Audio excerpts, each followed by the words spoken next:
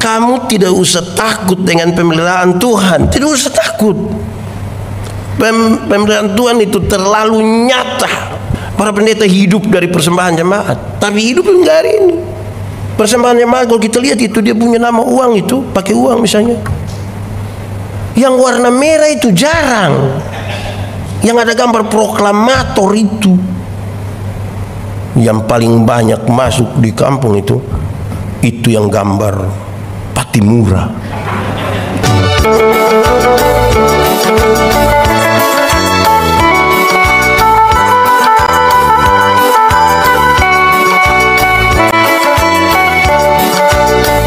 Ya Tuhan Allah, seperti tanah, biarlah kami jadi tanah yang subur, supaya ketika benih firman-Mu ditaburkan, akan bertumbuh dan berbuah di dalam hidup kami. Kuasailah kami oleh Roh-Mu yang kudus, supaya kami dimampukan bukan saja untuk mengerti firman Tuhan, tapi lebih dari itu kami dimampukan menjadi pelaku-pelaku firman-Mu. Diberkatilah semua orang yang memberi diri mereka untuk mendengarkan firman hari ini. Jauhkanlah penggoda pencobaan. Biar di dalam damai-Mu kami belajar firman Tuhan. Kami rindu pada firman-Mu. Berfirmanlah bagi kami Tuhan. Di dalam nama Yesus, firman yang hidup itu kami berdoa. Amin. Bapak Ibu Saudara-saudara, tema kita hari ini adalah gereja yang peduli sesama. Gereja yang peduli sesama. Pembacaannya terambil dari Injil Lukas pasal 10 ayat 25 sampai ayat yang ke-37. Injil Lukas pasal 10 ayat 25 sampai ayat yang ke-37, firman Tuhan berkata demikian. Orang Samaria yang murah hati. Pada suatu kali berdirilah seorang ahli Taurat untuk mencobai Yesus. Katanya, "Guru, apa yang harus kuperbuat untuk memperoleh hidup yang kekal?" Jawab Yesus kepadanya, "Apa yang tertulis dalam hukum Taurat? Apa yang kau baca di sana?" Jawab orang itu, "Kasihilah Tuhan Allahmu dengan segenap hatimu dan dengan segenap jiwamu dan dengan segenap kekuatanmu dan dengan segenap akal budimu, dan kasihilah sesama manusia seperti dirimu sendiri." Kata Yesus kepadanya, "Jawabmu itu benar. Perbuatlah demikian, maka engkau akan hidup." Tetapi untuk membenarkan dirinya, orang itu berkata kepada Yesus, "Dan siapakah sesamaku manusia?" Jawab Yesus, "Adalah seorang yang turun dari Yerusalem ke Yeriko. Ia jatuh ke tangan penyamun-penyamun yang bukan saja merampoknya habis-habisan, tetapi yang juga memukulinya, dan yang sesudah itu pergi meninggalkannya setengah mati. Kebetulan ada seorang imam turun melalui jalan itu. Ia melihat orang itu, tetapi ia melewatinya dari seberang jalan. Demikian juga seorang Lewi datang ke tempat itu. Ketika ia melihat orang itu, ia melewatinya dari seberang jalan. Lalu datang seorang Samaria yang sedang dalam perjalanan ke tempat itu, dan ketika ia melihat orang itu, tergeraklah hatinya oleh belas kasihan.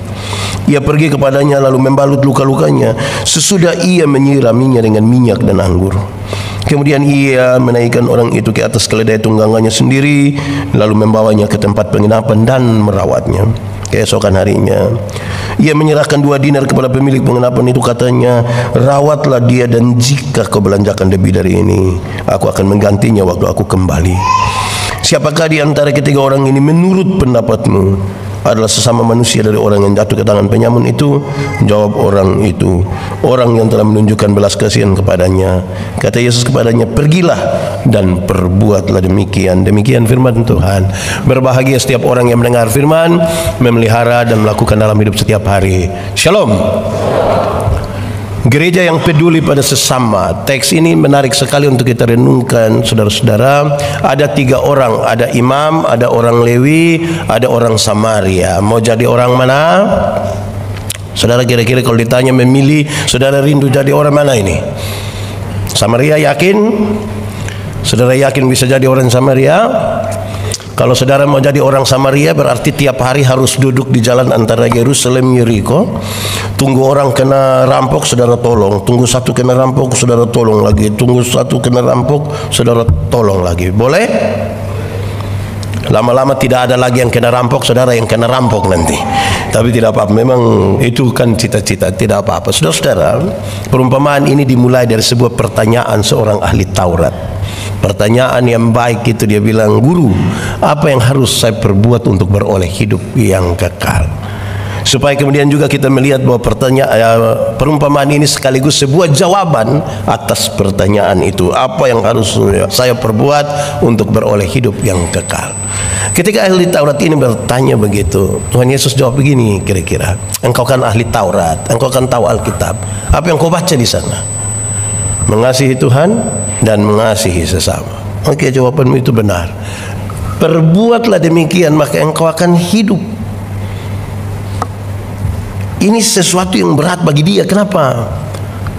Tidak gampang melakukan 10 hukum Taurat. Apalagi 10 hukum Taurat nanti dijabarkan lagi dari 613 pasal. Dari 613 pasal masih ada ribuan peraturan hidup setiap hari. Ini berat, pergi dan perbuatlah demikian, engkau akan hidup. Ini berat ini. Lantas dia bilang, untuk membenarkan dirinya dia bilang, lalu siapakah sesamaku manusia? Tuhan Yesus mulai mengatakan perumpamaan ini. Adalah seorang turun dari Yerusalem ke Yeriko. Perjalanan Yerusalem Yeriko kira-kira 30 km, jalan menurun berbelok-belok, berbatu-batu lepas. Ada kira-kira 400 meter di bawah permukaan laut, sehingga tidak ada orang tinggal di situ, dan kalau ada yang dirampok sudah pasti tidak ada orang lain yang menolong.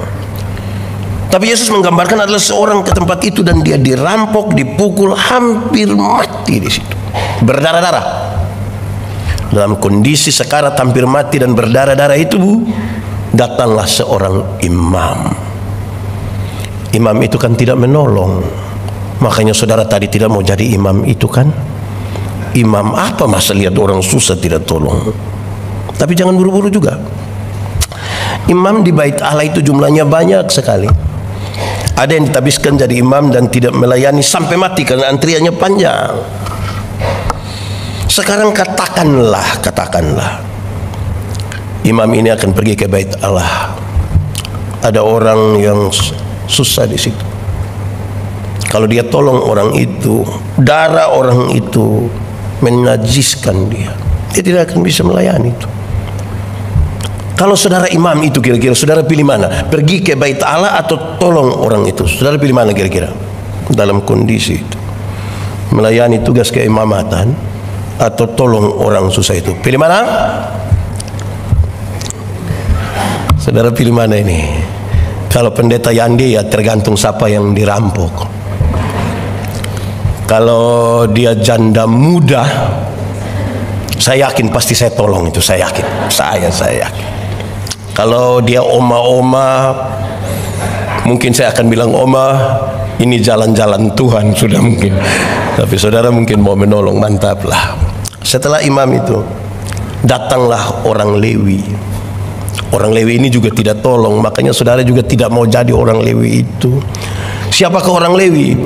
Orang Lewi itu sama-sama kita ketahui adalah salah satu suku dari bangsa Israel yang sengaja dipisahkan oleh Tuhan supaya hanya urus bait Allah. Kenapa? Aktivitas orang Yahudi, orang Israel di bait Allah itu banyak sekali, sehingga bait Allah mesti harus disiapkan bersih, baik, diatur semua di sana. Sehingga ada suku tertentu, yaitu suku Lewi, yang kau hanya khusus urus bait Allah, nanti engkau tidak usah kerja lain-lain, engkau nanti diberi makan saja oleh suku yang lain. Tapi orang Lewi ini tidak tolong. Saya mau tanya saudara, kalau saudara menuju ke gereja, ketemu orang susah, mau datang kasih bersih gereja, ketemu orang susah, pilih mana? Kasih bersih gereja atau tolong orang susah? Renungkanlah itu. Kalau pendeta Yandi masih tergantung juga siapa yang dirampok. Ketiga, datanglah orang Samaria itu. Orang Samaria itu menolong kan? Ini orang baik sekali dan saudara rindu menjadi orang yang baik itu. Mantap. Tapi siapakah orang Samaria itu? Samaria itu juga adalah salah satu suku dari bangsa Israel. Beberapa suku dari bangsa Israel, maaf. Mereka keluarga, saudara dengan orang-orang Yahudi. Tapi yang menarik adalah setelah pemerintahan Salomo, setelah Salomo mati, mereka bertengkar dan berkelahi. Hasilnya dari 12 suku itu 10 suku di utara kemudian disebut Samaria, dan tinggal 2 yang ada di selatan. Mereka bertengkar cukup serius hanya karena soal politik. Siapa yang akan mengganti Salomo? Anak kandung atau anak tiri juga boleh. Ini yang mereka bertengkar. Dan waktu Yesus cerita perumpamaan ini, mereka baru saja bertengkar kira-kira 700 tahun. Memang agak lama ya bertengkar. Apa yang disentuh oleh orang Samaria dianggap najis oleh orang Yahudi. Oh, ini repot juga ini. Karena itu orang Yahudi tidak bergaul dengan orang Samaria. Tapi Yesus menggambarkan adalah ini orang yang kamu benci. Ini dialah yang melakukan tindakan kemanusiaan ini. Apa yang dilakukan oleh orang Samaria ini? Ada 7 hal. Ada 7 hal dia lakukan supaya sebentar keluar dari sini yang gereja peduli kepada sesama, dia melakukan yang 7 hal ini, maka kemuliaan Tuhan nyata di tempat ini. 1, dia membersihkan luka-luka orang itu pakai anggur. Dia ambil anggur, dia kasih bersih luka-luka itu. Alkohol yang ada pada anggur itu diharapkan dapat membunuh itu kuman-kuman itu, supaya jangan sampai dia sakit lebih lagi, infeksi atau apalah begitu. Rupa-rupanya ini orang Samaria ini jalan kemana-mana dia bawa anggur. Di Jakarta ini ada yang jalan kemana-mana ada yang bawa anggur. Kemungkinan besar dia orang Samaria itu. Ini kemana-mana bawa anggur ini, mau tolong-tolong orang ini, ya mantap.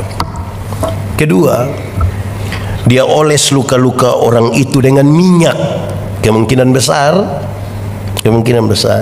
itu minyak zaitun. Karena salah satu fungsi terbaik dari minyak zaitun adalah menyembuhkan luka. Untuk 2 pekerjaan ini, apakah saudara bisa lakukan itu? Karena akan jadi gereja yang peduli pada sesama. Pasti bisa kan? Tapi dibutuhkan sedikit hati-hati untuk membersihkan dengan anggur dan mengoles minyak. Butuh sedikit hati-hati. Pasti dia pakai kapas terus dia bilang, tahan sedikit ya, tahan sedikit. Tidak mungkin dia bilang, makanya jangan jalan tengah. Tidak mungkin dia bilang begitu. Dibutuhkan sedikit. Bisa? Ketiga, dia membalut luka-luka orang itu. Jadi setelah taruh minyak, dia balut luka orang itu. Bisa? Masih bisa. Keempat, renungan agak dalam ini di keempat. Dia angkat orang itu dan taruh di atas keledai tunggangannya. Saya mau tanya, kita dulu sudah ada Innova? Belum ada kan? Sudah ada Fortuner dulu? Belum. Mereka kemana-mana naik apa? Naik unta, naik keledai. Berarti ini kendaraan waktu itu. Saya renungkan bagian ini berulang-ulang, saudara. Kenapa? Saya kalau bawa mobil di Kupang, kalau ada orang celaka, ada orang berkelahi, ada untuk tolong saya tolong, untuk tolong saya tolong. Tapi itu pertolongan itu biasa jadi masalah ketika masyarakat yang ikut tolong itu lihat saya mulai agak lama sedikit begini, saya mulai pikiran itu. Karena sedikit lagi mereka akan bilang begini, Bapak Pendeta bisa bawa ke rumah sakit pakai Bapak punya mobil, boleh? Oh, itu saya ngeri itu. Saya tanya saudara, kalau saudara ada mobil, saudara bawa mobil kemana-mana, ketemu orang susah, ketemu orang yang berdarah-darah karena rampok, boleh muat di atas mobil saudara bawa ke rumah sakit? Bisa? Saya tanya kepada banyak orang dan yang paling banyak bilang bisa, itu karena dia belum ada mobil. Sebab kalau dia sudah ada itu dia sekikir. Apalagi baru cuci habis, keset sudah disikat lagi, istri saja naik lepas sendal. Apalagi orang yang kita tidak kenal. Saudara masih konsisten ingin jadi orang Samaria? Masih? Ini tambah berat ini. Masih bisa? Renungkanlah terus menerus. Kelima, kita ulang dulu. Pertama tadi apa? Anggur. Kedua, minyak. Ketiga apa? Membalut. Keempat, muat di atas keledai itu. Kelima, dia bawa orang itu ke rumah penginapan. Dia bawa orang itu ke rumah penginapan. Jadi ada celaka di sini, dia bawa ada hotel berapa di situ, dia bisa. Wih, tambah repot ini. Ini jadi orang Samaria begini nih. Keenam, dan dia merawat orang itu. Dia merawat. Saudara pernah rawat orang sakit? Pernah? Pernah rawat mertua. Wih, rawat mertua itu juga repot itu. Rawat. Saya bayangkan merawat orang tua itu, dia siapkan bubur, siap air hangat. Pagi-pagi dia ke pintu, dia ketuk pintu. Halo, masih hidup kah? Kan dia mesti cek segala sesuatu perkembangan dari orang ini. Ketujuh, terakhir, dia ambil uang 2 dinar, dia kasih kepada pemilik penginapan itu, dengan dia katakan ini, rawatlah dia, dan jika kau belanjakan lebih dari ini, aku akan menggantinya waktu aku kembali. Dulu orang kerja 1 hari dibayar 1 dinar, berarti 2 dinar adalah upah kerja selama 2 hari. Upah kerja 2 hari, keuntungan toko 2 hari, ambil kasih di orang susah. Bisa? Wih, hancur. Oke, 7 hal. 1 tadi apa? Anggur. Kedua apa? Minyak. Ketiga apa? Membalut luka. Keempat, muat di atas keledai tunggang. Kelima, bawa ke rumah penginapan. 6, merawat. Ketujuh, kasih uang 2 dinar. Itu kronologi ceritanya. Lalu apa pesan sekaligus berkaitan dengan tema gereja peduli kepada sesama? Siapakah orang Samaria itu? Siapa orang Samaria itu? Saudara punya kerinduan bagaimanapun, saudara tidak akan pernah jadi orang Samaria. Tidak akan. Tolong satu saja kita ribut, susah, apalagi mau tolong semua orang, Woy.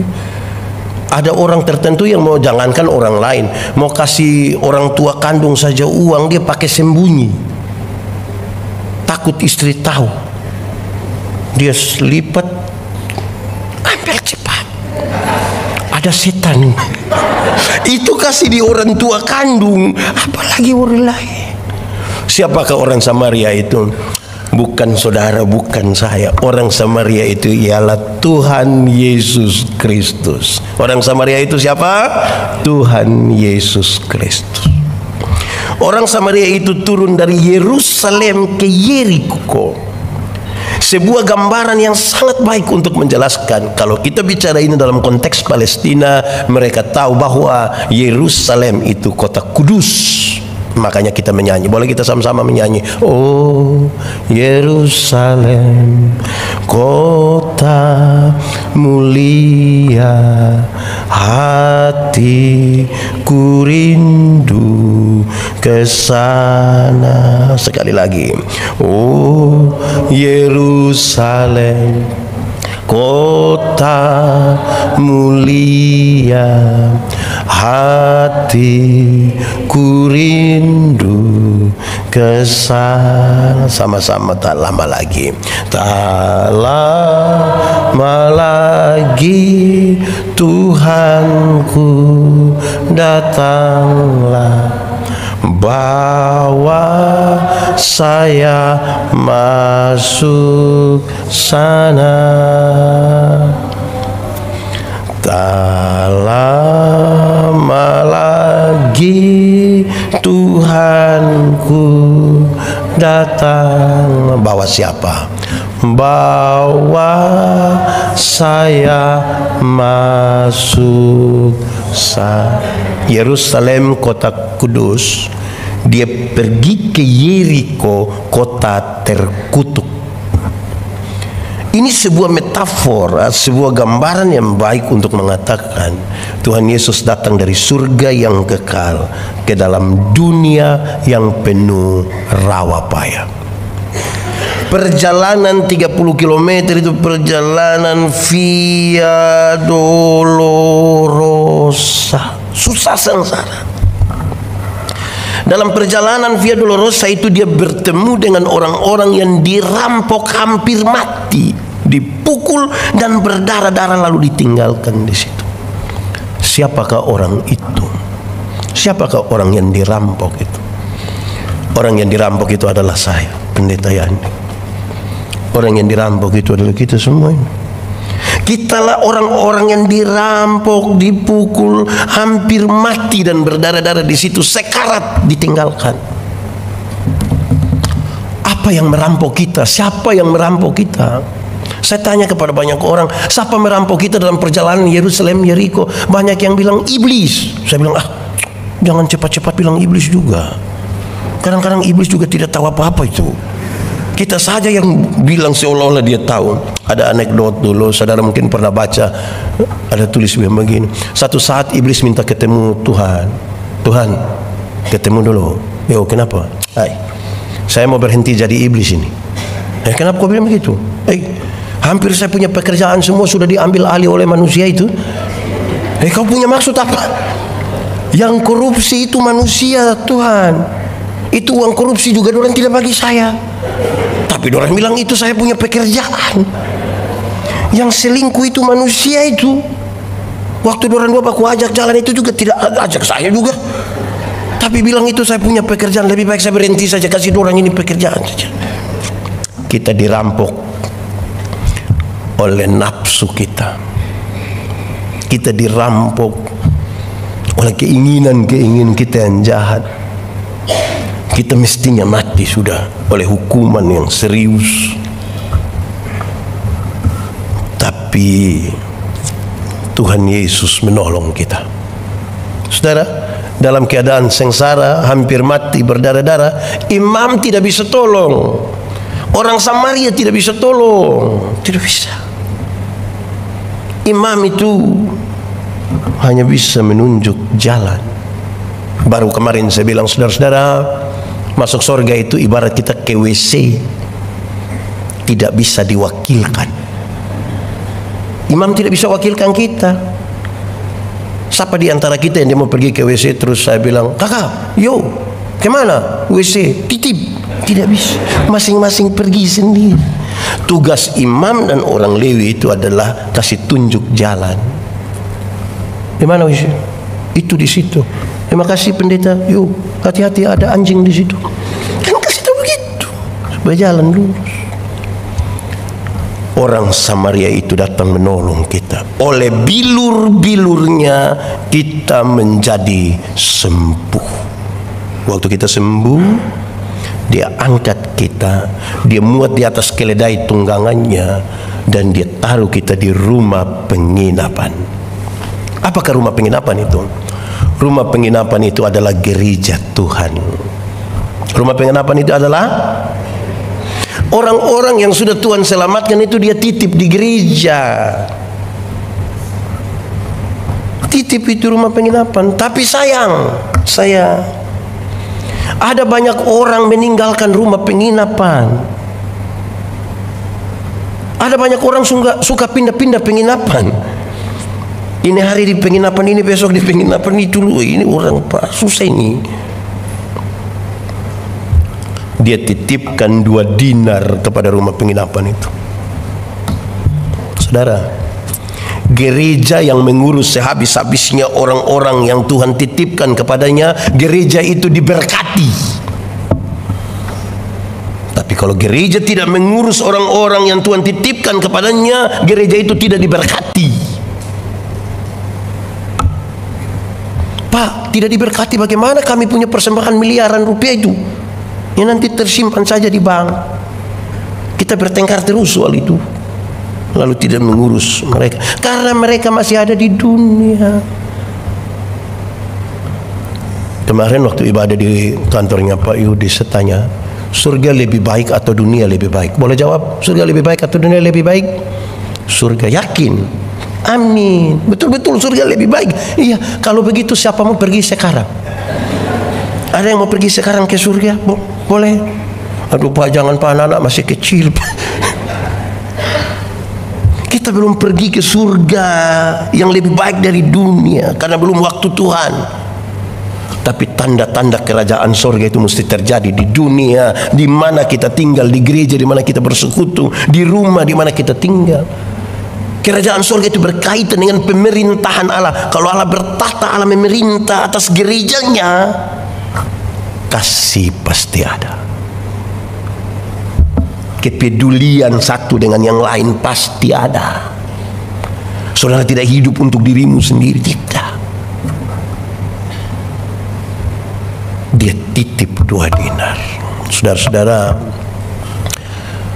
Tuhan Yesus, kepala gereja, telah menunjukkan itu. Telah menunjukkan itu. Terus dia tanya kepada orang ini, menurut pendapatmu, siapa sesama manusia dari orang yang dirampok? Ini kan pertanyaan, jawabannya gampang sekali, tidak perlu tanya ahli Taurat juga, semua orang bisa tahu. Tapi pertanyaan itu sangat-sangat penting atas orang itu. Kenapa? Karena itu pertanyaan yang menjungkir balikan cara berpikir orang Yahudi sejauh itu. Kenapa? Orang Yahudi pikir keselamatan datang dari Yahudi. Dengan melakukan 10 hukum Taurat dan penjabarannya, mereka tidak butuh lagi orang Samaria itu. Mereka akan masuk surga dengan gampang-gampang saja.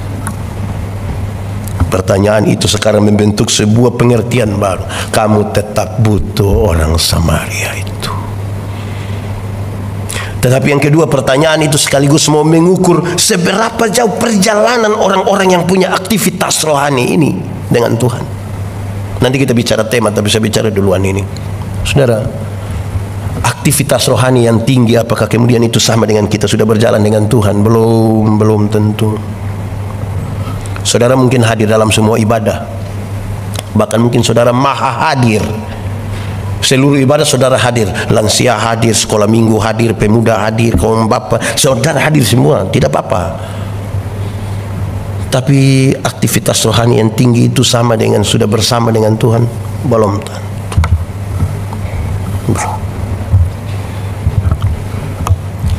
Makin jauh orang berjalan, dia makin tahu bahwa dia bukan siapa-siapa dan dia butuh Tuhan. Saudara pernah ke pantai? Saudara kalau main-main di pantai itu kan, apalagi pergi sama teman angkatan yang waktu reuni itu, saudara kan air hanya sampai betis. Bisa sambil siram-siram, bisa sambil tendang-tendang, sambil berteriak, sambil bilang, oke, foto-foto dulu, foto-foto. Itu di pinggir pantai. Coba masuk barang 1 kilometer ke dalam, terus tiba-tiba ini gelombang sudah besar, perahu begini, siapa yang berdiri? Hei, kapal sudah mau tenggelam, tolong foto. Tuh, yang gaya-gaya itu kan perjalanannya pendek gitu. Saudara jalan kaki pasti bisa sih, tapi berapa jauh? Dekat. Karena perjalanan dekat, saudara tidak butuh orang lain. Karena kekuatan full aja pada saudara, ada pada kita. Kita tidak butuh orang, bahkan Tuhan pun kita tidak butuh, karena perjalanannya dekat. Coba perjalanan lebih jauh sedikit, pasti naik ojol toh. Coba pernah naik ojol tidak? Terus yang mau, saya yakin yang di belakang akan korek, dia bilang, adik, ya pelan sedikit, pelan sedikit. Kenapa? Kita pendada tidak kuat ini, tidak kuat. Ya tidak bisa Pak. Kenapa? Bapak hanya bayar 5.000. Ya memangnya 5.000 kenapa? Kalau 5.000 tidak pakai rem Pak. 10.000 boleh pakai rem, tapi kalau 5.000. Artinya makin jauh berjalan kita mulai ada rasa takut-takut sedikit. Lebih jauh lagi naik bis. Saudara pernah naik bis? Kalau jalan yang di Jakarta yang saya lihat jalan lurus-lurus semua. Kemana yang dia pun jalan agak berkelok-kelok itu kemana? Kemana? Oke. Saudara pernah aku tidak naik duduk di samping driver itu, di bok-bok itu, hampir-hampir dia belum injak rem, kita yang mau angkat kaki injak itu. Lebih jauh kita mulai rasa, oh, bukan siapa-siapa ini. Lebih jauh lagi, naik kapal laut. Pernah naik kapal laut saudara? Saudara, saya melayani kira-kira 5 tahun di Sabu, satu pulau di bagian selatan. Itu laut Sabu itu memang terlalu bergelora itu laut. Tidak ada musim baik di situ. Di laut, tapi kami kan pakai kapal feri ASDP. Bisa berenang 10 km pun kalau tenggelam di laut Sabu kita tidak ada arti. Kalau musim timur, Juli, Agustus, angin timur tuh itu berat sekali. Itu repot. Kalau masih ada kapal yang berani pulang dari Sabu ke Kupang, kalau di atas itu mereka lihat ada pendeta, mereka datang, Pak Pendeta, ya kita boleh ibadah. Di darat jarang ibadah Bapak, di laut rajin.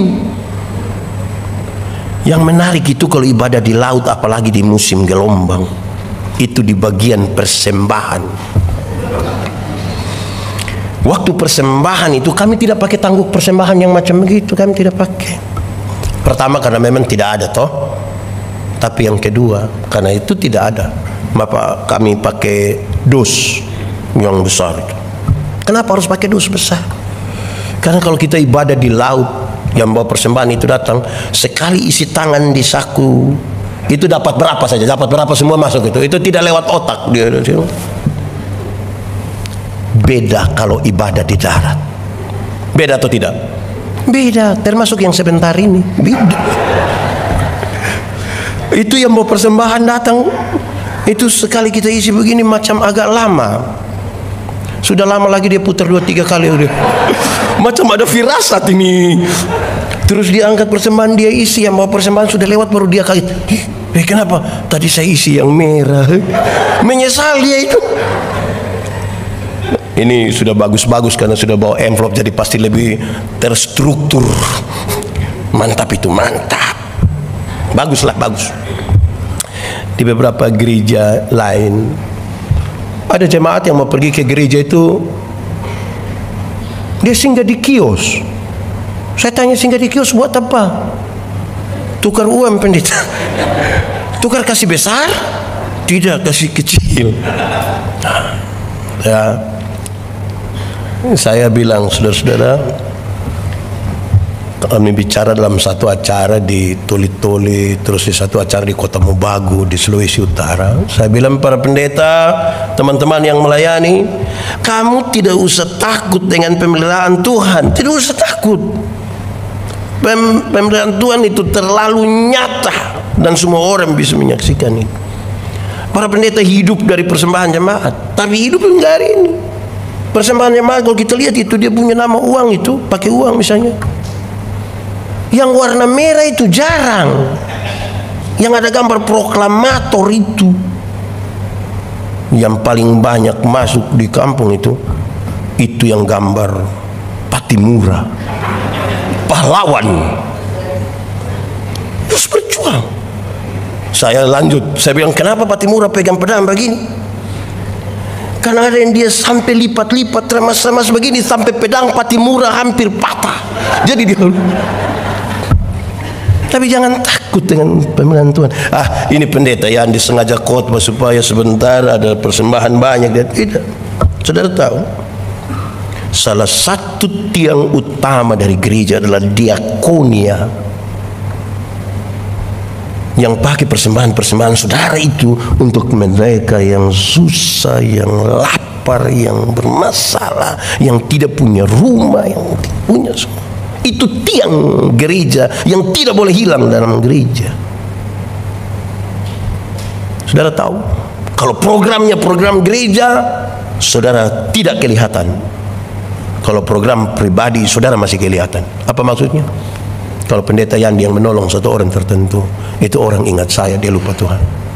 Tapi persembahan saudara-saudara kasih di gereja, gereja mengatur untuk diakonia, ini, itu, dan lain sebagainya. Saudara tidak diingat oleh siapapun. Hanya Tuhan kepala gereja itu yang ingat, saudara. Lebih jauh lagi naik pesawat. Ini orang Jakarta ini kan naik pesawat semua, Boeing semua ini, Airbus. Terbang kira-kira 36.000 kaki. Kalau terbang 36.000 kaki berarti kira-kira 12 km di atas udara. 12 km di atas udara itu pesawat belum jatuh kita sudah mati. Dia mati sudah. Dia baru mau mati. Di 12 km itu ketika zona aman, orang sudah bisa lepas sabuk pengaman, sudah bisa jalan-jalan. Terus tiba-tiba lampu sabuk pengaman itu menyala dan ada suara bilang begini, berhubung karena kita terbang dalam situasi cuaca yang buruk, karena itu kami minta kepada para penumpang segera kembali ke tempat duduk dan seterusnya. Saya mau tanya, waktu ada pengumuman begitu ada yang berani protes? Silakan kembali ke tempat duduk. Mau kembali buat apa? Tidak ada. Pulang dengan teratur. Mau kencing saja tunda. Dia datang duduk, ada anak-anak kecil ribut sedikit, dia bilang, adek, doa. Saudara tahu, di ketinggian 12 km itu kecepatan pesawat kira-kira 900 km per jam. 900 km per jam itu berarti Rossi juga kalah. Kalau Rossi saja kalah, apalagi ojol, lebih kalah itu mereka. Di kecepatan kurang lebih 900 km per jam itu pesawat tabrak awan, kan dia guncang kan. Itu menarik kalau ada orang Kristen di atas. Pas tabrak awan guncang, yang Kristen langsung bilang Yesus. Di darat kalau kaget maki. Saya belum pernah dengar orang maki di atas pesawat, belum pernah. Mestinya kalau ada yang biasa maki, kita kumpul uang, beli tiket, suruh dia berangkat pas musim hujan. Itu pulang langsung ada persekutuan doa di rumah itu. Saudara, makin jauh berjalan, kita merasa kita bukan siapa-siapa. Bukan siapa-siapa. Kita butuh Tuhan. Ada orang punya niat menjadi orang yang peduli pada sesama, tapi dia bilang, lalu saya mau punya untuk diri saya saja, tidak ada bagaimana untuk tolong orang. Ada sebuah kebiasaan dalam masyarakat Yahudi, itu memang berlaku tahunan, tapi bagus. Orang yang paling miskin sekalipun dia mesti cari satu orang yang lebih miskin dari dia untuk dia memberi sesuatu, karena menjadi berkat. Bukan karena soal kekayaan, bukan soal apa yang ada, tapi soal hati yang penuh kasih. Tergeraklah hatinya oleh belas kasihan. Bukan soal apa yang ada pada kita. Saya bilang kepada anak-anak, saya bilang kepada orang-orang yang dekat dengan saya, kalau kamu ingin membantu orang sekarang, karena saya tidak tahu kamu ada hari esok atau tidak, jangan tunggu kaya. Kan saya lihat kamu ini tidak akan kaya-kaya ini. Yang sekarang ini berbagilah dengan sukacita. Pak Pendeta, tapi kita tidak ada. Aduh, ada dua orang menghadap Tuhan minta karunia. Ternyata di Tuhan tinggal dua karunia. Satu karunia memberi, satu karunia menerima. Orang pertama cepat-cepat ambil karunia menerima. Tinggal karunia memberi. Orang kedua dia sudahlah dapat karunia memberi. Lewat 20 tahun kemudian mereka bertemu di satu perapatan jalan di lampu merah itu. Saya tidak khotbah soal teologi sukses ya, ada poin yang saya mau sampaikan. Di perapatan jalan itu mereka dua saling lihat begini. Yang punya karunia memberi itu dia ada di atas mobil mewah, satu tanda sukses. Yang punya karunia menerima itu ada lagi duduk minta-minta begini. Jadi waktu orang dua baku lihat begini, hei kawan, perasaan waktu itu kan kau dapat karunia memberi, kenapa sekarang lebih sukses dari saya? Terus dia bilang begini, kawan, karena Tuhan Allah tahu saya selalu harus memberi, maka kepada saya Tuhan berikan lebih. Karena engkau mau kasih orang kan, engkau juga tidak ada ini supaya engkau bisa kasih orang ini. Tapi kawan ini kan dapat karunia menerima, jadi di mana-mana hanya begini. Jadi tolong saya. Saudara, kita tidak akan pernah susah karena kita peduli dengan orang lain. Saudara jangan percaya yang saya omong, tapi lakukan saja yang saya bilang ini. Baru saudara bisa buktikan. Sebab kalau saya bicara, saudara akan bilang hanya dua kata yang saudara bilang, separuh akan bilang amin. Saudara tidak akan miskin hanya karena menolong orang. Separuh akan bilang amin, separuh akan bilang masa. Dan lakukan saja supaya kita bisa tahu apa yang pendeta omong itu betul atau salah. Itu mesti dilakukan, mesti dilakukan. Ada berkat atau tidak?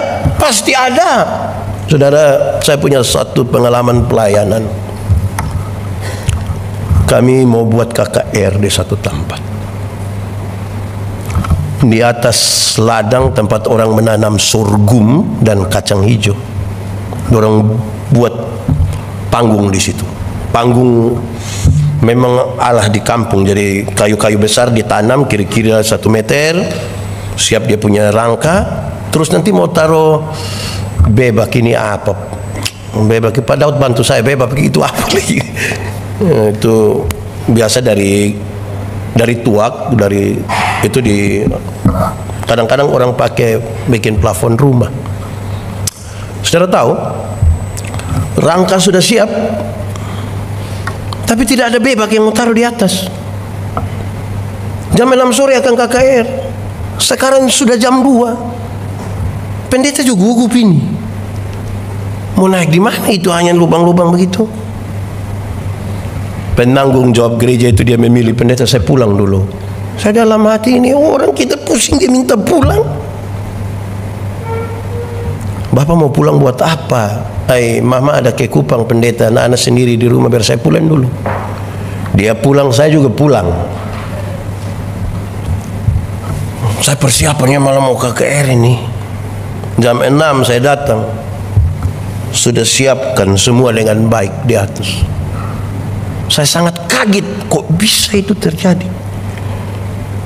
Datang satu orang ibu, istri dari penanggung jawab gereja itu. Dia bilang ke saya, Bapak pendeta, kenapa?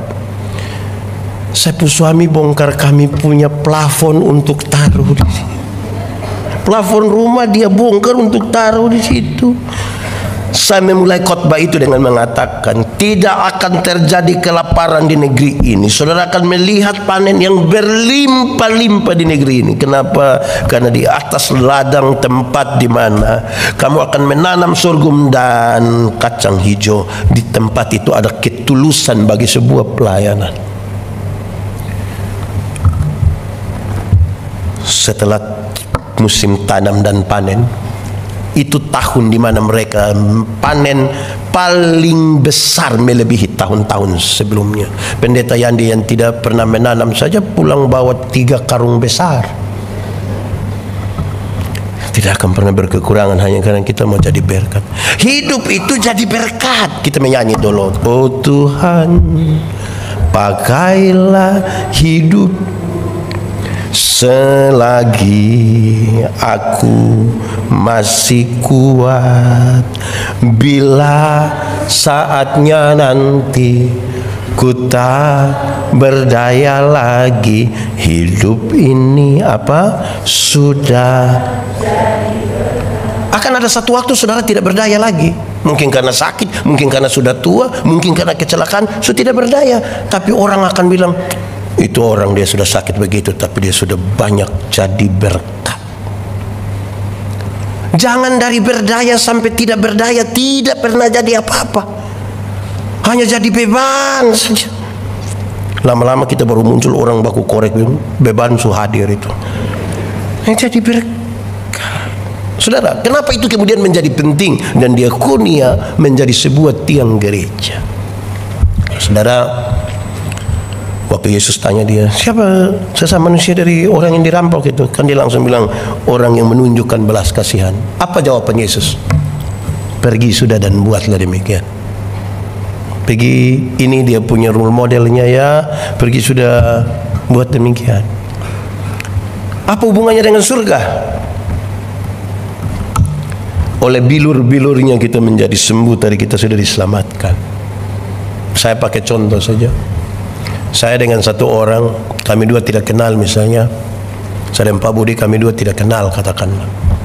Saya dapat dia pun nomor telepon, saya telepon, Pak Budi, sebentar malam jam 12 boleh ketemu saya di satu tempat ini. Kira-kira beliau mau atau tidak? Ada ayam satu di rumah, kita dua tidak kenal, saya pergi ke rumahnya, kira-kira dia kasih saya itu ayam atau tidak? Saya ganti pertanyaannya, saya mau kasih Pak Budi mobil baru satu, kira-kira dia mau atau tidak? Mau. Saya kasih Toyota Alphard satu, beliau dapat. Waktu beliau dapat dengan cuma-cuma, ada perubahan tingkah laku beliau ke saya atau tidak? Saya telepon jam 12 malam, datang atau tidak? Saya pergi ke dia punya rumah, ada ayam satu, kasih atau tidak? Kenapa tiba-tiba Pak Budi baik begitu itu? Karena telah menerima sesuatu yang mahal, yang cuma-cuma. Tindakan-tindakan kebaikan, mengasihi itu sebuah tindakan mengucap syukur. Karena kita tidak bisa, tapi Tuhan sudah mati ganti kita. Saya hanya bisa melakukan ini, saya hanya bisa melakukan ini. Pak Pendeta, sulit. Rubah ini mindset. Kenapa? Sesuatu yang kita anggap penting, pasti kita menemukan jalan. Contoh, sebentar saudara pulang dari gereja lupa handphone, datang cari atau tidak?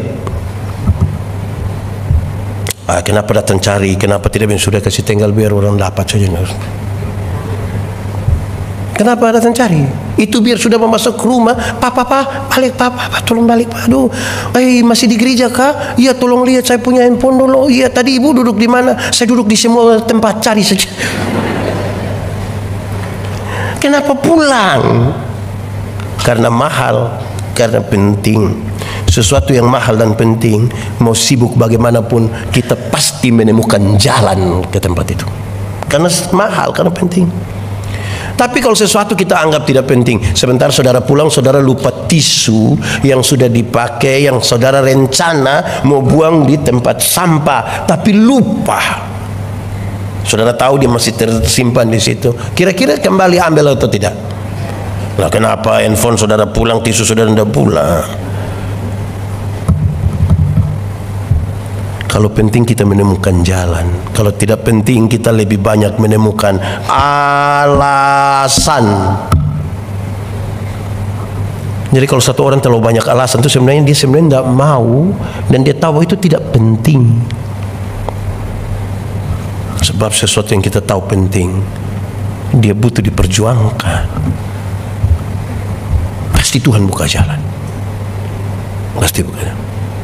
Kita menyanyi saja. Saya sekarang suka menyanyi. Ku tahu Tuhan pasti buka jalan. Ku tahu Tuhan pasti buka jalan. Asal apa? Asal ku hidup suci, tidak turut dunia. Karena itu ku tahu Tuhan pasti buka jalan. Selamat menjadi berkat. Amin. Kita tunduk kepala, mari berdoa. Ya Tuhan Allah, kami sudah dengar firman-Mu dalam seluruh keterbatasan kami, tapi kami mohon Tuhan di dalam kami, membuat kami untuk melakukan kehendak firman-Mu. Sentuh hati kami, jamah hidup kami, supaya kami peduli, karena Tuhan lebih duluan peduli kepada kami. Pimpin dan sertai kami sebagai gereja-Mu, karena Engkaulah kepala dari gereja kami, yang telah menunjukkan jalan-jalan kebaikan bagi sesama. Biar kami dapat melakukan seturut kehendak-Mu. Di dalam nama Yesus kami berdoa.